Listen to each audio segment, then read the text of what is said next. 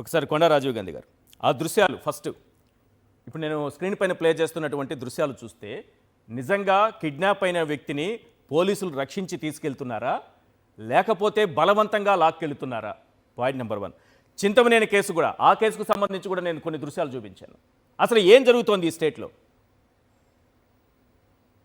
Sir, మీకు మీతో పాటు పాల్గొన్న ప్యానలిస్టులకి, సాక్షి టీవీ న్యూస్ ఛానల్ వీక్షకులందరూ కూడా హృదయపూర్వక నమస్కారాలు. ఈశ్వర్ గారు, నమస్తే సార్. ఏం జరుగుతుంది ఆంధ్రప్రదేశ్ రాష్ట్రంలో అంటే, అంబేద్కర్ గారు రచించినటువంటి రాజ్యాంగాన్ని ఉప్పుపాతరేసి కేవలం రెడ్ బుక్ రాజ్యాంగంలో ఒక రాక్షస అధ్యాయానికి తెరలేపారు. ఈ రాష్ట్రం రావణ కాష్టం లాగా పాలిస్తున్నారు. ఒక దౌర్జన్య దమన కాండనే పరిపాలన చేస్తున్నారు. ఎందుకంటే మీరు ఏ కేసునైనా చూడండి సార్, అది చింతమనేని గారి సబ్జెక్ట్ అయినా లేదా ఇప్పుడు ఒక సత్యవర్ధన్ తీసుకెళ్లేటువంటి విధానం అయినా, జనరల్ గా ఏమిటంటే అతన్ని పోలీసులు కిడ్నాప్ చేశారు అన్నట్టు ఉంది తప్పితే ఆ వీడియో పోలీసులు అతన్ని రక్షించినట్టు లేదు. జనరల్ గా రక్షించిన తర్వాత ఇది ఎంత పెద్ద కేసు, ఈరోజు రాష్ట్రంలోనే సంచలనంగా మారినటువంటి కేసు కదా. మీడియాకి చెప్పాలి కదా, మీడియా ముందు ఆ యొక్క వ్యక్తిని ప్రవేశపెట్టాలి కదా. మీడియా ముందు సత్యవర్ధన్ ప్రవేశపెట్టకుండా అంత గోప్యంగా దాచాల్సినటువంటి అవసరం ఏమిటి? గోప్యంగా సత్యవర్ధన్ దాచి వీళ్ళు ఏం చేస్తున్నారు? సత్యవర్ధన్ హింసిస్తున్నారా, టార్చర్ చేస్తున్నారా, వంశీ గారికి వ్యతిరేకంగా సాక్ష్యాలు ఒక క్రోడీకరిస్తున్నారా, మ్యానిపులేషన్ చేస్తున్నారా? ఆ విధంగా చేయకపోతే సత్యవర్ధన్ చంపేస్తామని బెదిరిస్తున్నారా? ఏం చేస్తున్నారు అనేటువంటిది $1 మిలియన్ క్వశ్చన్ గా మారింది. నేను వైఎస్ఆర్ కాంగ్రెస్ పార్టీ, నా సాటి వైఎస్ఆర్ కాంగ్రెస్ పార్టీ కార్యకర్తలకు, కుటుంబ సభ్యులకు ఒకటే చెప్తున్నాను, పారా హుషార్, చాలా జాగ్రత్తగా ఉండాలి. మనం ఈ రోజు జనరల్ గా అంబేద్కర్ గారి రాజ్యాంగం ప్రకారం అయితే వీళ్ళందరినీ ఎదుర్కోవచ్చు, కోర్టులో వెళ్ళి మనం పోరాటాలు చేయొచ్చు. కానీ ఇక్కడ ఈ రెడ్ బుక్ రాజ్యాంగంలో ఏం చేస్తున్నారంటే, మనం దగ్గినా తప్పే, తుమ్మినా తప్పే, ఆవలించినా తప్పే, ఏదో ఒక రకంగా మనల్ని ఏదో ఒక తప్పుడు కేసులో పెట్టి ఇరికించి జైళ్ళకు పంపడమే లక్ష్యంగా ఇలా పరిపాలన సాగిస్తున్నారు. ఒక బాధ కలుగుతుంది ఏంటంటే, రెడ్ బుక్ రాజ్యాంగాన్ని అమలు చేయడంలో పెట్టినటువంటి శ్రద్ధ, ఉత్సాహం, తెలివితేటలు, పనితనం అంతా కూడా సూపర్ 6 హామీలు అమలు చేయడంలోనో, మేనిఫెస్టోను అమలు చేయడంలోనో పెట్టుండి రాష్ట్రానికి ఏమన్నా మంచి జరుగుతుంది.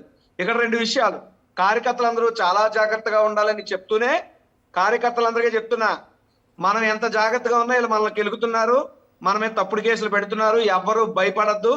జైల్లోకి ఒకప్పుడు స్వతంత్ర పోరాటం సాగినప్పుడు జైల్లోకి వెళ్ళి వస్తే ఎంత గర్వంగా ఉండే వాళ్ళమో, ఈ రోజు ఈ రాష్ట్రంలో అలనాడు తెల్లవారి కబంధ హస్తాల్లో భారతదేశం నలిగిపోతే, ఈ రోజు నారావారి కబంధ హస్తాల్లో ఒక నిరంకుశ పాలనలో ఈ రాష్ట్రం నలిగిపోతుంది.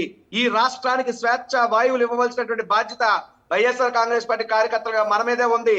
మనం తిరుగుబాటు చేసినప్పుడు కేసులు పెడతారు, జైల్లో పెడతారు. ఎన్నాళ్ళు పెడతారు? ఎన్నేళ్ళు పెట్టగలరు? మహా అయితే 14 రోజులు రిమాండ్, ఇంకా లేదంటే మర్డర్ కేసులు ఇరిగించి మరో 3 నెలలు. 3 నెలలు మించి 90 రోజులు మించి జైల్లో పెట్టేటటువంటి అవకాశాలు ఎక్కడా లేవు. నేరం రుజువు అయితే శిక్ష పడితే అది వేరే సబ్జెక్టు.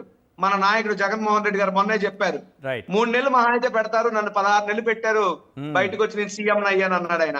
అలాగే మనల్ని ఎన్నాళ్ళైనా జైల్లో పెట్టనివ్వండి, మనల్ని ఎన్నాళ్ళైనా జైల్లో పెట్టనివ్వండి. మీరు తెగించేశారా? జైలుకు పోయినా పర్లేదు, భయపడేది లేదనేది వచ్చేసిందా మీలో, మీ పార్టీ నాయకులు, కార్యకర్తలు? 100%. ఈశ్వర్ గారు ఇక్కడ మీకు చెప్తాను, విశాఖపట్నం ఇప్పుడు ఏదైతే ఉన్నదో, ఒక 2 రోజుల క్రితం నా యొక్క భవనాన్ని కూడా కొలగొట్టే ప్రయత్నం చేశారు. అంటే మనం అంటే ఎంత దారుణం అంటే, వాళ్ళ తాలూకు ఆదాయ మార్గాలు పెంచుకోవటానికి ఆశీలు పేరు చెప్పి మార్కెట్ నల్లకల్లోలం చేస్తుంటే, చిల్లర వర్తకులు ఇబ్బంది పడుతుంటే, ఆ చిల్లర వర్తకులకు అండగా మేము ఉంటామని తెలిసి, మీకు ఎవరైతే అండని మీరు అనుకుంటున్నారో వాళ్ళ బిల్డింగ్ లో కొడతాం, మిమ్మల్ని కాపాడేవాడు ఎవడరా అని చెప్పి స్థానిక తెలుగుదేశం పార్టీ నాయకులు రెచ్చిపోతున్నారు రాష్ట్రం. ఎగ్జాంపుల్ మీకు నా ఇన్సిడెంట్ చెప్పాను. ఇలాంటి ఇన్సిడెంట్లు రాష్ట్రం అంతా కోకొల్లలుగా జరుగుతున్నాయి.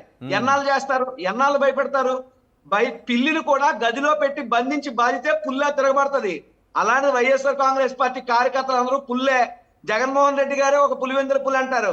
సో మేము వీళ్ళక భయపడేది, కానీ అలాగని చెప్పి అధికారం వాళ్ళ చేతుల్లో ఉంది. చాలా హింసలకు గురి చేస్తున్నారు.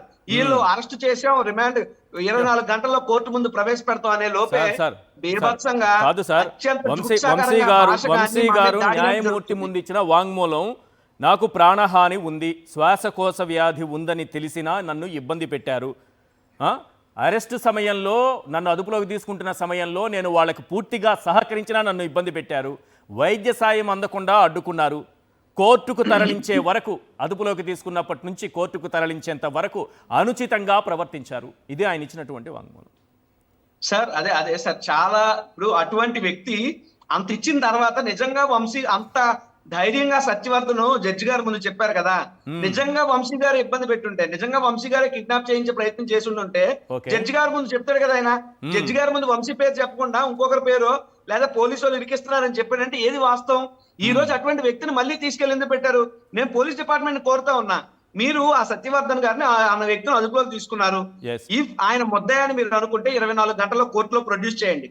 ముద్దాయి కాదు, ఇఫ్ ఈజ్ అ సేవియర్ అని మీరు అనుకుంటే వాళ్ళ కుటుంబానికి అప్పచెప్పండి, మీడియా ముందు ప్రవేశపెట్టండి.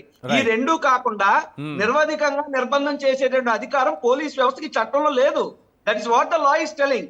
కానీ వీళ్ళ చట్టాన్ని గౌరవించరు, న్యాయస్థానాలను గౌరవించరు, ప్రొసీజర్లను గౌరవించరు. వీళ్ళకి తెలిసిన ప్రాసెస్ ప్రొసీజర్ అలా ఒకటే, వైఎస్ఆర్ కాంగ్రెస్ పార్టీ వాడిని పట్టు, కొట్టు, లోపల పెట్టు. ఇది రెడ్ బుక్ రాజ్యాంగం యొక్క మూలాల కింద మారిపోయింది రాష్ట్రంలో.